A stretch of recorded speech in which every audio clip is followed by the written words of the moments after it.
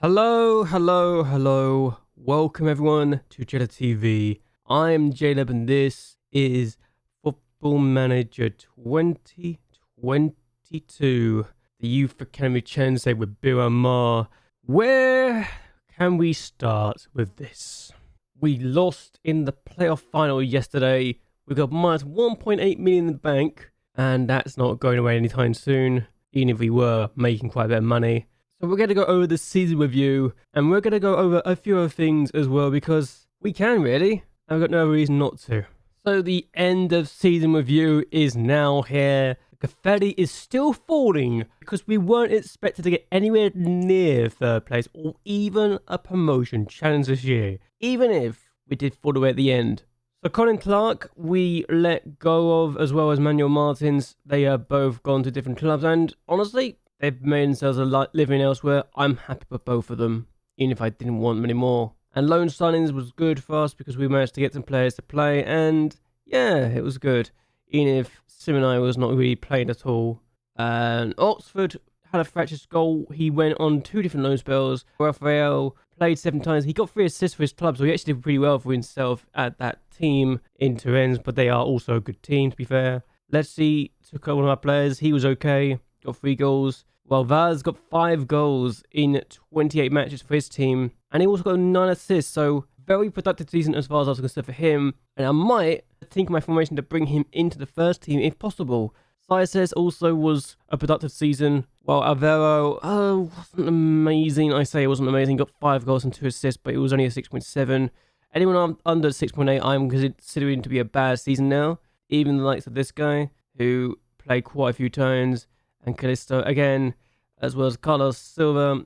9 goals, yeah, but you only did a 6.75, so it's not amazing, really. Bournes wasn't great either. Coutinho, I'm very confused about. He's got potential, he just never seems to reach it. Same with Lucas, and he never really played much either, so Lucas is very disappointing as far as I'm concerned.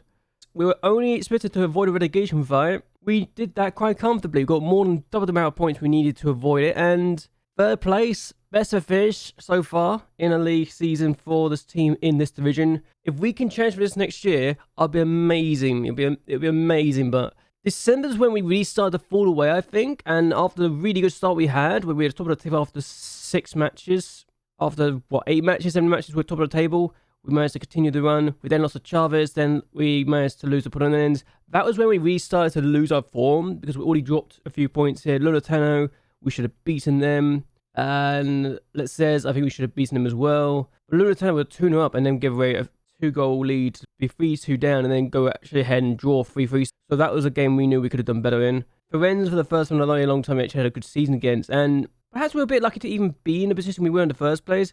This run of form though, O'Hanens drew 0-0. Academic de Vassal beat us 2-1. We then lost 4-1 to Estoril Priya, and then we had a 1-0 draw against Estrella. That I think also hurt us. And it was around that sort of time that we really started to struggle a bit more, and I think it was out of the title race at that point. Then Chavez beat us again, and Chavez just did a double over us, and that was one of the most frustrating things about this season. Mafra, we drew 2-2 against, and we couldn't beat them for some reason. We did beat Lieutenant again, though, for the first time in a while, and then we drew the last weekend of the year. Admittedly, all difficult games, but there's still games we should be winning, I feel, and kind of let us down. We did only get to the 3rd round of the Tetris Bordeaux, and apparently they want us to get to the 4th round, which, I didn't realize that was actually updated or changed. Cool, good to know. Allianz Cup, I don't think they really care that much about it, honestly. The biggest win was the first game of the year. 5-1 against Nacional, again makes sense. 4-0 win against Estrella de Amadora, which makes the second game we only drew 1-0 a bit more disappointing. And the goal of the season was literally in the first game. It was literally the first goal of the season by Ivoires, and yeah, very good to see that that was the goal of the season for us, and it was a really good finish, so it made sense. Finances, sponsorships not really changed a lot. We lost about 10 grand in broadcast revenue. We did gain 14 grand in the corporate hospitality. We also did lose about £53,000 in the competition prize money, but gained an extra 3,000 in the matchday commercial and retail.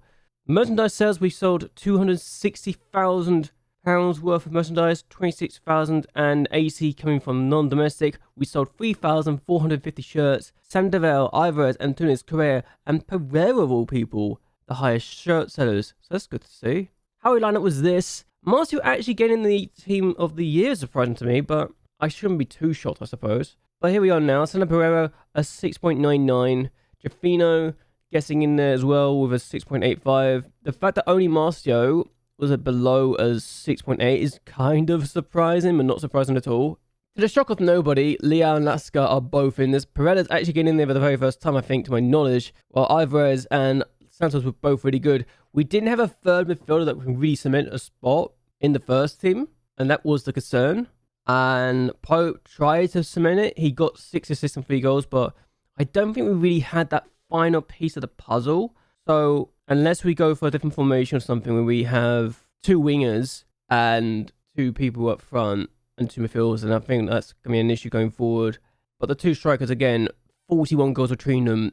It kind of cements the fact that they are really good this year. Quintanilla again, 30 goals, 7 assists. Sandoval again, 11 goals and 6 assists. If Quintanilla does not get the player of the season, I'll be shocked. And he does. Fans player of the season, Rui Quintanilla, and young player of the season as well. Alvarez with the goal of the year. Quintanilla again, the most goals in a single season with 30 goals. Alvarez getting 13 assists as well. Quintanilla also got 9 player of the matches and high average of 7.4. Leao only completed 73 passes per 90. That was the highest. That surprised me a bit more, I like to admit, but okay. But yeah, Rui Quintanilla, most goals overall in the season by player, 30. Most league goals, 26. The hat-trick is no surprise. He's matched the record. Alvarez getting the most assists in the season with 13 is not surprising. It's been a while since it's been broken, so it's good to see it's been broken. Quintanilla getting 9 player of the match awards was good as well. Lasca has actually got the worst discipline. 11 yellow cards and 1 red, but as a 16-year-old, he can improve still. Sandoval improving his own record though. 339 league appearances, 122 goals in the league. It's really good to see him progressing even still. So yes, a record high for us in the new era, not the old era. The old era, this team had got a top 2 finish 4 times and been promoted 4 times. Once upon a time, this was actually a 30-game season, so I kind of wish we almost had that, but at the same time, I don't. And actually won the league title with 54 points in a 30-year season, so I don't know how that's worked out, but whatever. It's one of those things. Understandably, I think every player being here is now literally made as a golden generation. Santi Pereira is now the pick of the players in goal. He's actually now officially the goalkeeper. Rui Quintanilla is now on the bench as the overall best player, and we're going to go through this now and see if you recognise a load of people, because I think you should. With Pereira being in goal, no surprise he's now become the best goalkeeper, given he's played the most appearances. Julian making the appearance as the right back. Barreto and Casanova are still very much cemented as the centre backs. I don't think they'll be taken anytime soon. Brian will probably be the best left back in a very long time and probably will not be replaced anytime soon. Luis Breda is still there, and given that this is the 4-3-3 formation still, it may take a while for that to be replaced. But Alvarez and Correa are now in the centre of the park. Alan Oxford and Tunis are the wingers, while Sandoval being the only striker makes sense. He's the only striker. Loreo is on the bench in goal. Manatre, Adsan, Musa Jr., Daniel Kende, Marcio, and Quintanilla are all on the bench. Rui Quintanilla could actually take the striker spot soon, and I wouldn't be surprised if he does. If you look at this, the best team, the side of 2022, the fact that only 2 of these people are still here is remarkable. I mean, it's 10 years ago. 10 years ago this was, when we won promotion from the 4th tier. And the fact that only Sandoval and Casanova are still here. Casanova was just breaking into the first team, mind you. And Sandoval was becoming our main striker. The fact that nobody else is here anymore is saying a lot. And most players are actually retired outright. So Adsan is still playing. I want to look at him. I mean, it makes sense why I've got rid of him now, doesn't it? He's not exactly great. Brian is still at the club that we sold him to. And he's still playing. Isn't really good enough for the first team anymore for us, is he? Cabahas is still playing in the wings, in the lower leagues. And are they even? They're not even in the football. They're not even in the league. Cool. Well, Rafa's at Camacho and he's leaving on the free transfer. So, yeah, they've not enjoyed themselves, have they? So, the budget of this, we are being given 139,000 in the transfer budget and a wage budget of 32,000. That's good. We don't have to worry about any time soon losing the money there. And the expectation next year is to avoid relegation battle and then get a top half finish for the next 4 years afterwards. Okay, that's a thing now. Cool. We're going to stay in Portugal for the training camp. Manager of the year. Apparently I'm in the chance of winning it, so I'm still going to choose the other managers because I can. And given that Mario Silva won league and Perez got second place, I have to choose those two because, you know, they're kind of good. But here we are now, about to have the end of season team meeting. We're going to tell the players we're good enough to avoid a relegation battle. They're happy. That's our target now every year. Avoid a relegation battle. That's literally all you need to say. Liao wants to talk about other things, but I don't want to because I don't feel like I need to. Liao, where are you? Doesn't seem that problematic, but okay. It's good to see. Okay, so actually our finances are now minus 2 million. And our financial status is still okay, so that's good. Still, since we know who are going down in this league campaign from our division, let's see who's coming down from the division above. So the teams that are coming down from the top flight are Morenz and Beira-Mar. And it's going to be an interesting season to see what happens here, really. Some that have gotten into the top half, but have yet to really crack Europe despite their Tycoon takeover. While formidable are in Europe now, Vista also there as well. It's good to see that we still have the 6 European spots and the 3 Champions League spots. Look at the coefficients, actually. We're not going to lose those spots anytime soon, which is very promising indeed. With Prominence and Nacional going back up, we're going to not see them next year. Oliver Hens, Lodatan and Farfay are all going down. Farfay, surprisingly, managed to keep hold of their status until the last 2 games of the year. The teams going up are Figueres, who won the relegation playoffs, so good for them. And the teams also going up with them are the champions, Opera de Azores and Caldes. Caldes we have not seen in a while. And Oriental Dragons could be potentially a team that we could worry about in the future, but who knows? At least there's no B teams going up. Those Sporting's B teams going down. Benfica's B team almost went down. While in this league, Terren's are actually going up, so we've actually seen our player help the team get promoted. Penal Navens are also going up, as are Sandra Venens and Perden. So 4 teams going up. That's good for their point of view. We're not going to see who's went down because I don't care enough. Even Academica, Combria, only got 7th place in the promotion group in this division. They have been stuck in here for a while now. So that is the season review for now, but maybe I should really talk about the players.